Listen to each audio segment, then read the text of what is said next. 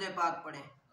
اللہم صلی علی محمد وعلی آل محمد کما صلیت علی ابراہیم وعلی آل ابراہیم انکا حمید مجید۔ اللہم بارک علی محمد وعلی آل محمد کما بارکت علی ابراہیم وعلی آل ابراہیم انکا حمید مجید۔ اللہم صلی علی سیدنا محمد وعلی آل سیدنا محمد واصحاب سیدنا محمد وبارک وسلم علیہم۔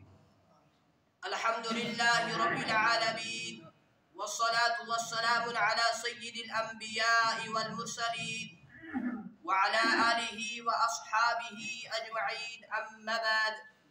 ارسلہ بالحق بشیرا ونذیرا وداعیا الى اللہ بإذنہ وسراجا منیرا، فقد قال اللہ تبارک وتعالی فی الکلام المجید والفرقان الحمید، فاعوذ باللہ من الشیطان الرجیم، بسم اللہ الرحمن الرحیم۔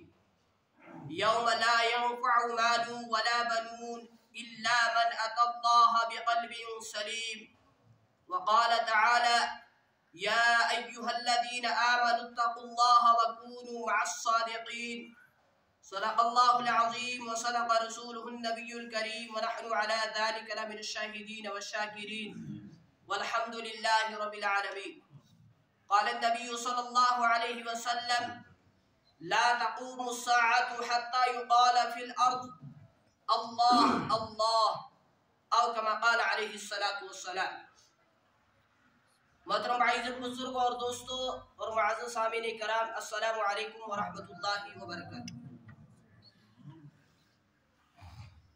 اللہ رب العزت کا بے حد فضل، کرم، احسان، شکر کہ جس رب ذوالجلال نے اس پرفتن دور کے اندر، اس گزرے دور کے اندر ہم سب کو یہ توفیق عطا فرمائی کہ ہم سب اس کے اس پاکگھر کے اندر حاضر ہوئے۔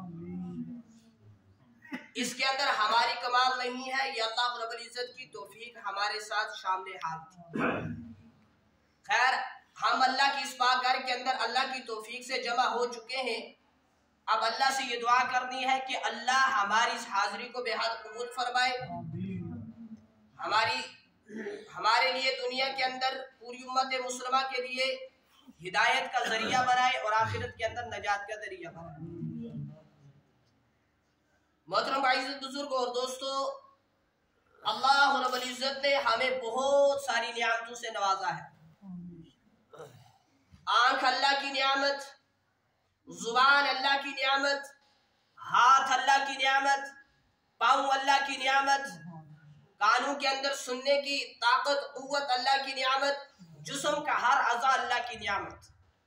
اور ان چیزوں سے ہٹ کر بھی اللہ رب العزت نے ہمیں بہت نعمتوں سے نوازا ہے۔ اگر ہم گننا چاہیں، شمار کرنا چاہیں تو قرآن کہتا ہے وَإِن تَعُدُّوا نِعْمَةَ اللَّهِ لَا تُحْصُوهَا، کہ تم میری نعمتوں کو شمار کرنا چاہو، گننا چاہو، نہیں گن سکتے۔ بے شمار نعمتیں، ان گنت نعمتیں، اللہ رب العزت نے ان گنت نعمتوں سے ہمیں نوازا ہے۔ ان ساری نعمتوں سے بڑھ کر اعلیٰ و ارفع نعمت جو اللہ رب العزت نے مجھے اور آپ کو دی ہے، اور ایک ایمان والے کو دی ہے، ایک ایمان والی کو دی ہے، وہ نعمت ایمان ہے۔ یہ نعم ساری، یہ ایمان جو ہے یہ ساری نعمتوں سے بڑھ کر اعلیٰ نعمت ہے۔ یہ ایمان والا، یہ کلمہ گو مسلمان، یہ اتنا قیمتی ہے کہ اس ایک ایمان والے کی بدولت اللہ رب العزت نے پورے عالم کے نظام کو قائم اور دائم رکھا ہے۔ یہ آسمان کی چھت سلامت ہے تو ایمان والے کے صدقے میں، یہ زمین گردش کر رہی ہے تو ایمان والے کے صدقے میں، یہ چاند ستارے روشنی دے رہے ہیں تو ایمان والے کے صدقے میں، یہ ہوائیں چل رہی ہے تو ایمان والے کے صدقے میں۔ جب تک ایمان والا موجود ہے اللہ پورے عالم کے نظام کو چلائیں گے، جب ایمان والے ختم ہو جائیں گے اللہ اس دنیا کو تباہ و برباد کر دیں گے۔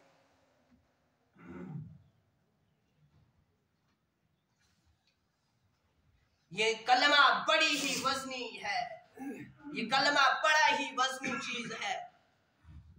اللہ سے دعا کریں اللہ اس کی عظمت کو، اس کی حقیقت کو، اس کی اہمیت کو، اس کی فضیلت کو ہمارے دلوں کے اندر اتار دیں۔ میرے اور آپ کے نبی جناب رسول اکرم صلی اللہ علیہ وسلم کا مبارک فرمان ہے، اس پاک ذات کی قسم جس کے قبضے میں میری جان ہے، اگر ایک پلڑے کے اندر تمام زمین و آسمان اور جو کچھ ان کے درمیان ہے اس کو رکھ دیا جائے، اور ایک پلڑے کے اندر صرف کلمہ لا الہ الا اللہ محمد رسول اللہ صلی اللہ علیہ وسلم رکھ دیا جائے تو کلمے والا پلڑا بھاری ہو جائے۔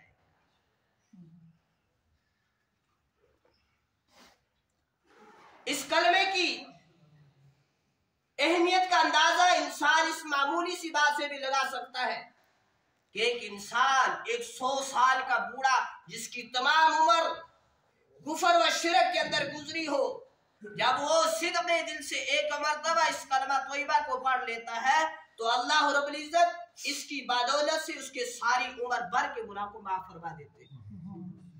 مگر افسوس، صدا افسوس، آج یہ کلمہ صرف ہماری زبانوں پر رہ چکا ہے، دل کے اندر اس کی عظمت، دل کے اندر اس کی وقت، دل کے اندر اس کی اہمیت، دل کے اندر اس کی حقیقت نہیں ہے۔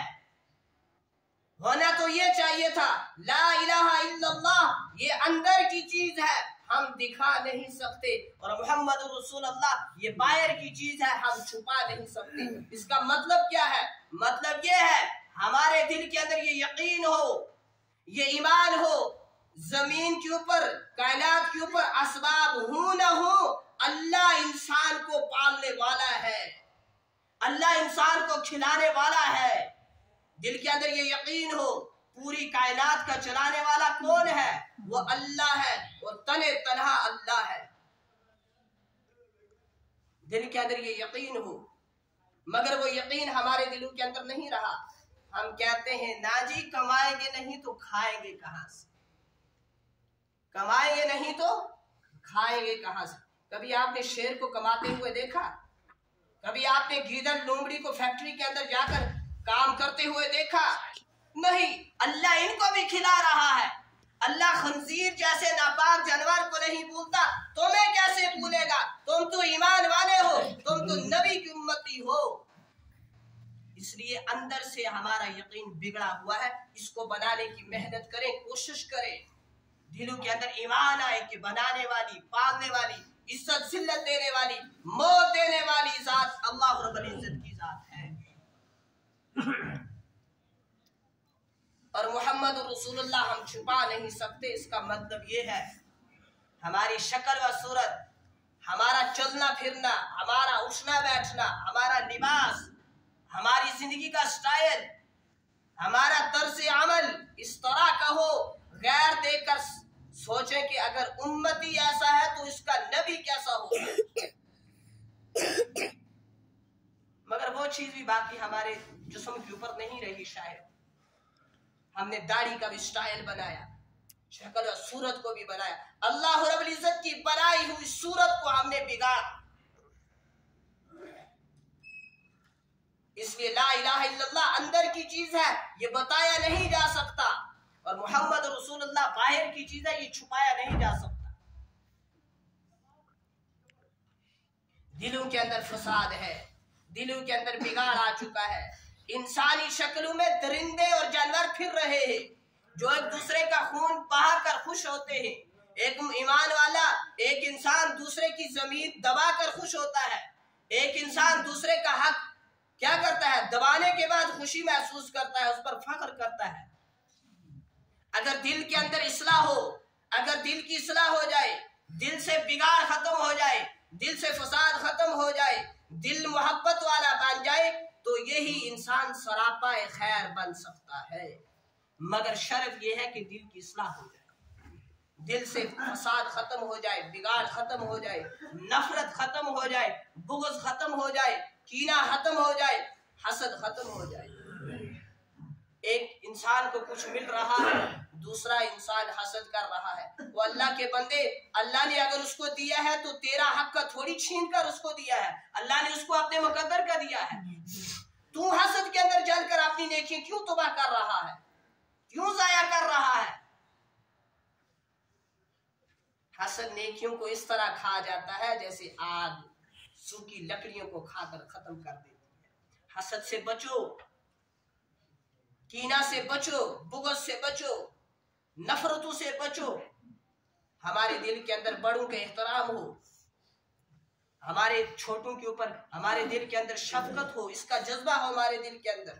ایک وقت وہ بھی ہوا کرتا تھا، مجھے لگتا ہے 15 یا 20 سال پہلے کی یہ میں بات کر رہا ہوں، کہ اگر ہم دیکھتے تھے ایک بوڑھا کچھ سامان لے کر بیچارہ ضعیف انسان جا رہا ہوتا ہے، اس کو اتنی طاقت نہیں، اس نے وزن اٹھایا ہے، بھار اٹھایا ہے، تو ایک بچہ کہتا تھا چاچا جان مجھے دے دو میں اٹھا کر لے جاؤں گا۔ لیکن وہ آج سسٹم ختم، وہ عمل ایسے آج نہیں رہے۔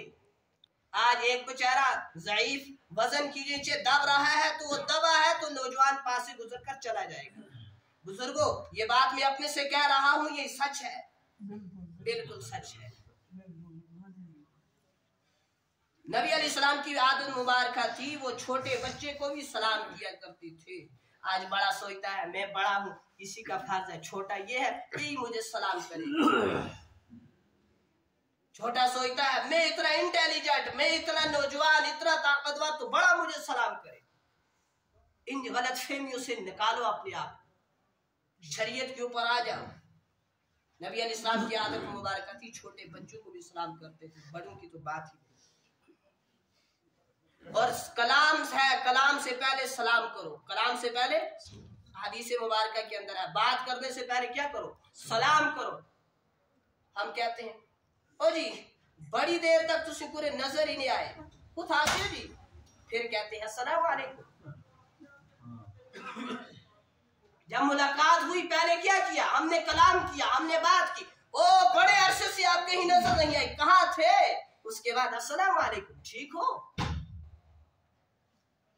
اس لیے پہلے سلام کرو، اس کے بعد کلام کرو۔ ایک شخص جناب رسول اکرم صلی اللہ علیہ وسلم کی خدمت میں حاضر ہوتا ہے اور اس کے بعد اپنی فاقہ کشی اور اپنی پریشانی کو ظاہر کرتا ہے۔ آپ علیہ الصلوۃ والسلام نے اپنے گھر کے اندر کوئی آدمی بھیجا، وہاں بھی کچھ نہ ملا۔ ہمارا مزاج بھی ویسا نہیں رہا، اگر کسی کو کچھ دیں گے تو پہلے ہم کیا کریں گے؟ تو اس سے کارے چیز ہے جی، فلانے کو ضرورت اسے دے چھوڑو، اپنا گھر بچائیں گے، اپنی ذات کو بچائیں گے، اپنی جان کو بچائیں گے۔ ایسا نہیں ہے۔ اللہ کے نبی علیہ السلام نے اپنے گھر سے شروعات کی، اپنی کوئی آدمی بھیجا، گاؤں میرے گھر جا کر پتہ کرو کچھ ہے، تو کچھ نہیں تھا۔ اللہ کے نبی صلی اللہ علیہ وسلم صحابہ کی طرف متوجہ ہوئے کہ کون ہے جو ایک رات کے لیے اس شخص کی مہمان نوازی کرے۔ مجھے لگتا ہے ہم وہاں موجود ہوتے تو ایک دوسرے کو کہتے ہیں حاجی صاحب آئی تسی واری رکھ لو کل میں دیکھ سا افا صاحب من لگتا ہے رائے ماڑی بن دی ہے تسی اپنی واری رکھو کل میں دیکھ لوں، یہ فلانا صاحب آج آپ اپنی واری رکھیں کل میں دیکھ لوں گا، ایسا نہیں ہے۔ صحابہ کا مزاج ایسا نہیں تھا، وہ ہماری طرح اپنے آپ کو بچاتے نہیں تھے، دین کے لیے نمبر 1 سب سے آگے رہتے تھے۔ خیر ایک انصاری صحابی جس کا نام ہے حضرت ابو طلحہ رضی اللہ تعالی عنہ، انہوں نے عرض کی یا رسول اللہ صلی اللہ علیہ وسلم میں اس کی ایک رات کی مہمانی قبول کرتا ہوں، میں اس کی رات کو مہمان نوازی کروں۔ خیر حضرت ابو طلحہ رضی اللہ تعالی عنہ ان کو لے کر اپنے گھر گئے، اپنی بیوی سے کہا کہ یہ مہمان رسول ہے، تمہیں جتنا اکرام ہو سکے اس کا اکرام کرو، اس کی مہمان نوازی کے اندر کمی کوتاہی نہیں ہونی چاہیے۔ بیوی نے کہا کہ اللہ کی قسم اس خوش نصیب خوش بخت ام سلیم نے کہا اللہ کی قسم کچھ تھوڑا سا بچوں کے لیے ہے، باقی کچھ نہیں ہے۔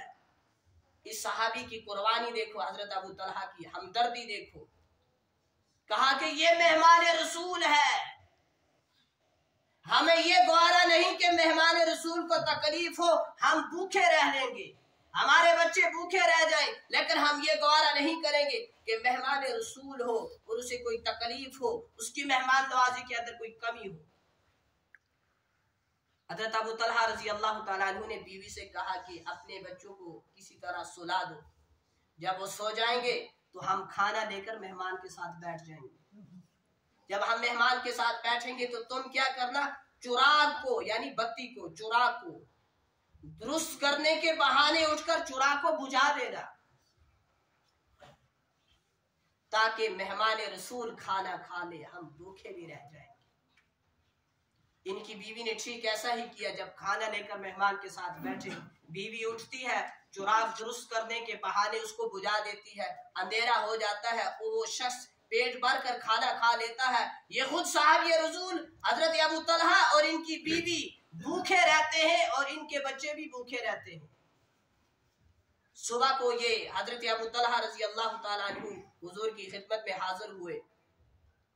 خیر بازریہ وحی آپ صلی اللہ علیہ وسلم کو یہ سارا واقعہ معلوم ہو چکا تھا، اس لیے آپ صلی اللہ علیہ وسلم نے فرمایا فلاں مرد حضرت ابو طلحہ اور فلاں عورت ام سلیم کا یہ کام اللہ کو اتنا پسند آیا، اتنا اچھا لگا کہ اللہ کو ہنسی آ گئی، اور یہ عمل ان کا اللہ کو اتنا پسند آیا کہ اللہ نے قرآن کریم کے اندر آیت نازل فرما دی وَيُورِثُونَ عَلَىٰ أَنفُسِهِمْ وَلَوْ كَانَ بِهِمْ خَصَاصَةٌ، یہ ترجیح دیتے ہیں اپنی جانوں پر اگرچہ ان پر فاقہ ہی کیوں نہ ہو۔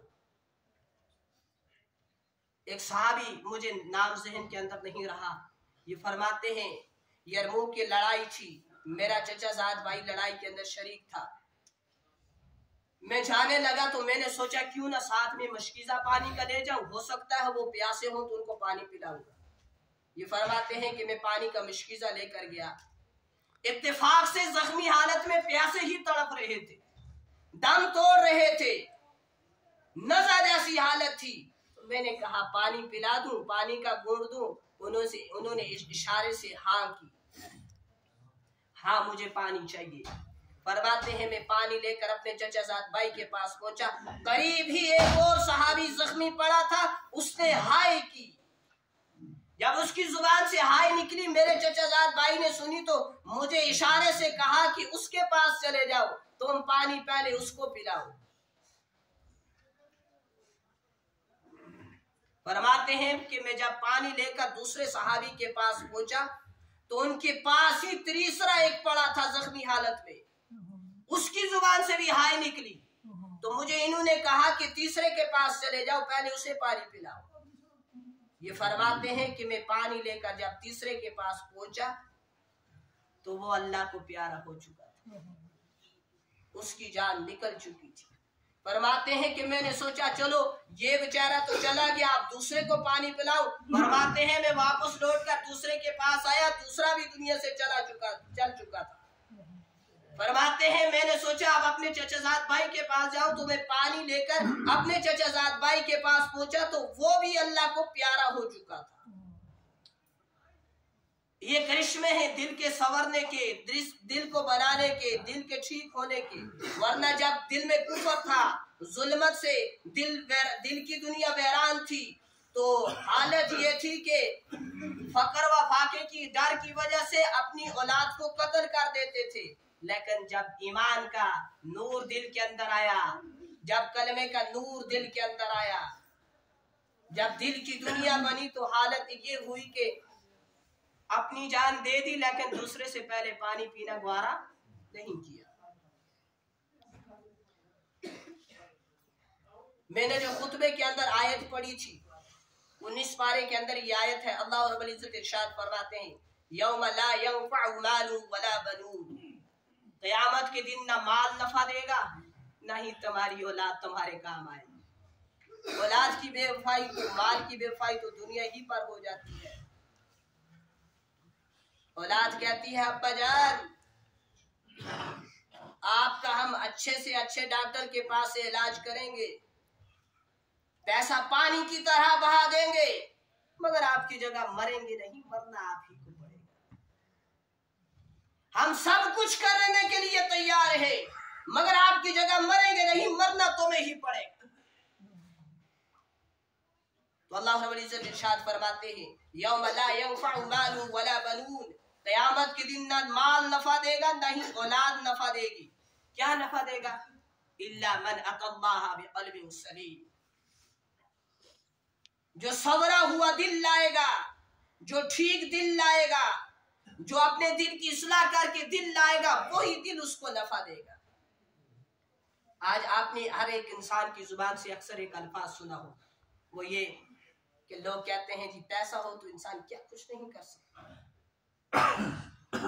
پیسہ ہو تو انسان شیرنی کا دودھ بھی خرید سکتا ہے، پیسہ ہو تو انسان مکھن پنیر بھی خرید سکتا ہے، اور کھانے کی اچھی سے اچھی چیزیں ایک سے ایک بڑھ کر میسر کر سکتا ہے، مگر ایسی بات ہرگز نہیں ہے۔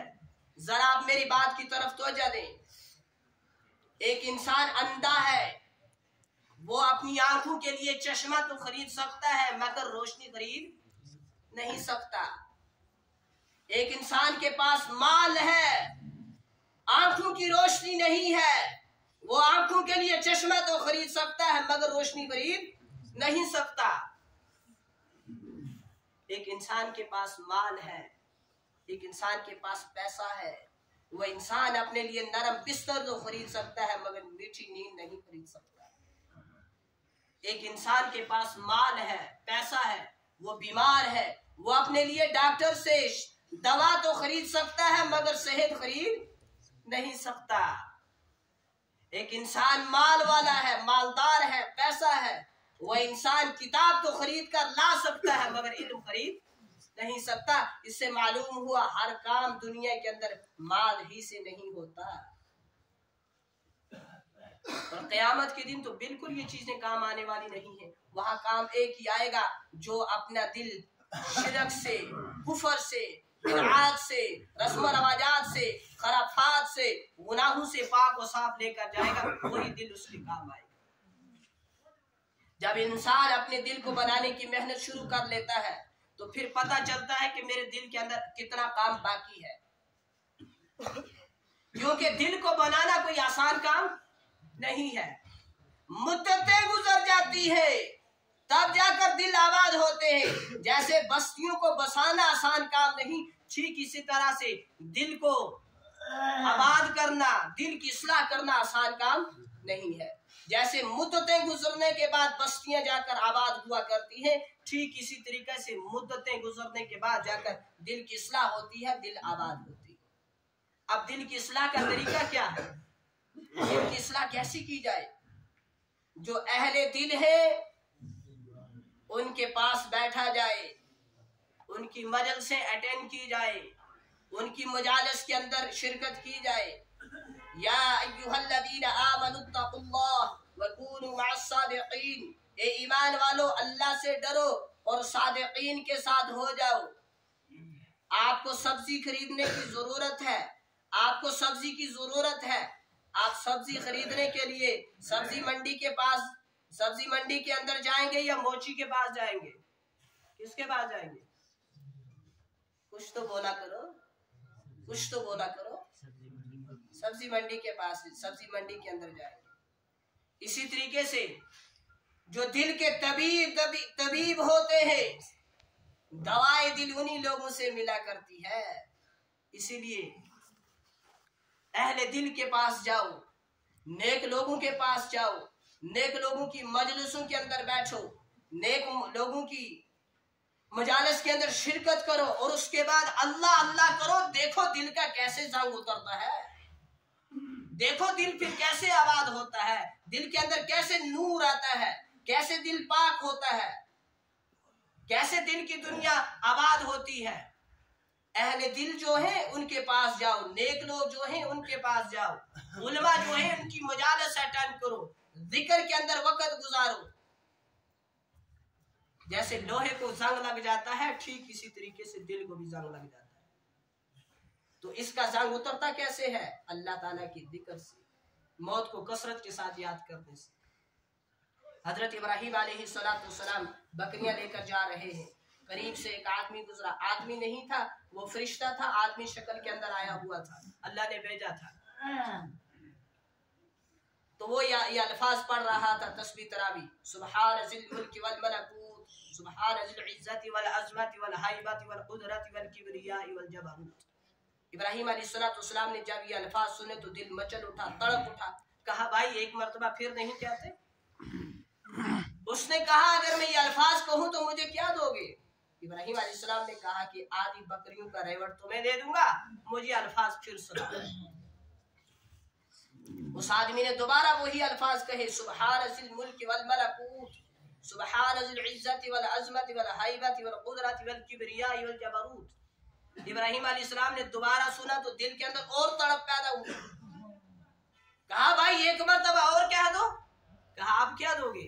کہا جو باقی بکریاں بچی ہیں یہ بھی تو رکھ لینا، مجھے اللہ کا ذکر دوبارہ سنا۔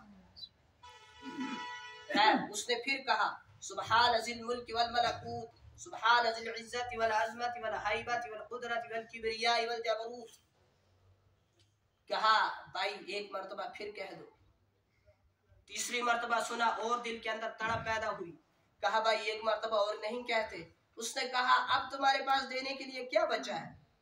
کہا بھائی تم نے ساری بکریاں تو لے لی، اب ان کو چرانے کے لیے کسی چرواہے کی تو ضرورت پڑے گی، تم مجھے رکھ لو، میں تمہاری بکریاں چرایا کروں گا، میں چرواہا رہوں گا، میں تمہارے بکریوں کی خدمت کروں گا، تم مجھے اللہ تعالیٰ کا ذکر سناتے رہنا۔ جب یہ الفاظ کہے ابراہیم علیہ السلام نے تو اس آدمی نے کہا ابراہیم بکریوں کی ہمیں ضرورت نہیں ہے، میں اللہ کے بھیجا ہوا فرشتہ ہوں، میں تمہیں مبارک دیتا ہوں، اللہ نے مجھے بھیجا تھا، جاؤ میرے دوست ابراہیم خلیل اللہ کے پاس اور میرا نام لو، پھر دیکھو کہ وہ اس کا کیا اس کی کیا قیمت دیتا ہے۔ تو اس لیے بزرگوں دل کے اوپر محنت کرو، دل کو بنانے کی کوشش کرو، دل کو آباد کرو اللہ تعالیٰ کے ذکر سے، موت کو کثرت کے ساتھ یاد کر دے، دل سے حسد نکال دو، دل سے بغض نکال دو، دل سے محبت نفرت نکال دو، دل سے کینہ نکال دو، دل سے گھمنڈ تکبر نکال دو، اور دل کے اندر محبت بسا لو۔ ایمان کو بنانے کی کوشش کرو، محنت کرو۔ اور ایمان تازہ کیسے ہوگا، اس کو تازگی کیسے ملے گی؟ اللہ رب العزت کی بنائی ہوئی چیزوں کے اوپر، یا اللہ رب العزت کی بنائی ہوئی کائنات کے اوپر غور و فکر کرنے سے، دل کے اوپر محنت کرو، ہمارا دل بن جائے۔ اگر دل ٹھیک ہے، دل درست ہے، تو انسان کا سارا جسم درست ہے، کیونکہ سارا جسم کس کے تابع ہے؟ دل کے۔ اگر دل ہی خراب ہے تو پھر سارا جسم خراب ہے۔